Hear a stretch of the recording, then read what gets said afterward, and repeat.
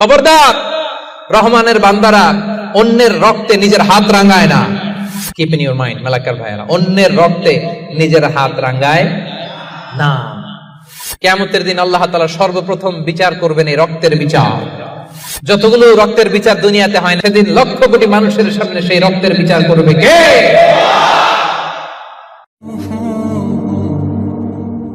ওয়ালা ইয়াকতুলুনা আন-নাফসা আল্লাতী হারামাল্লাহু ইল্লা বিল হক। রহমানের বান্দারা অন্যায় ভাবে কাউরে মারে না, রহমানের বান্দারা হত্যা করে না, রহমানের বান্দারা কখনো খুনি হয় না, ঠিক কি না? ওয়ালা ইয়াকতুলুনা আন-নাফসা আল্লাতী হারামাল্লাহু ইল্লা বিল হক। খবরদার, রহমানের বান্দারা অন্যের রক্তে নিজের হাত রাঙায় না।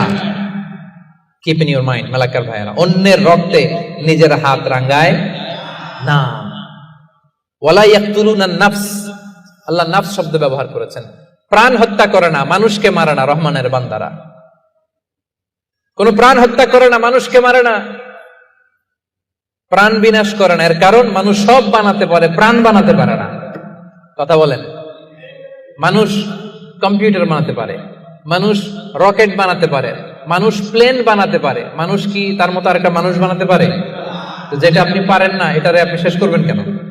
যেটা আমি বানাতে পারি না, সেটা আমি কেড়ে নিতে পারি? এজন্য খবরদার, রহমানের বান্দারা খুনি হয় না, অন্যের রক্তে নিজের হাতকে রাঙায় না। এটা বড় মহাপাপ। রব্বুল আলামিন কালামুল্লাহ মাজিদে ইরশাদ করেন, মান কাতালা নাফসান বিগাইরি নাফসিন আও ফাসাদিন ফিল আরদি ফাকান্নামা কাতালান নাসা জামিআ ওয়া মান আহইয়াহা ফাকান্নামা আহইয়ান নাসা জামিআ। যে ব্যক্তি একজন মানুষকে হত্যা করলো, সেজন্য গোটা বিশ্বের সবাইকে হত্যা করলো। আর যে ব্যক্তি একজন মানুষের প্রাণ বাঁচিয়ে দিল, সেজন্য গোটা বিশ্বের সব মানুষের প্রাণ বাঁচালো। পড়েন সুবহানাল্লাহ। কি সুন্দর ইসলাম! দেখেন, আমাদের জান, আমাদের সত্তা, আমাদের নিরাপত্তার কথা ইসলাম কতটা ভেবেছে। এটা মহাপাপ।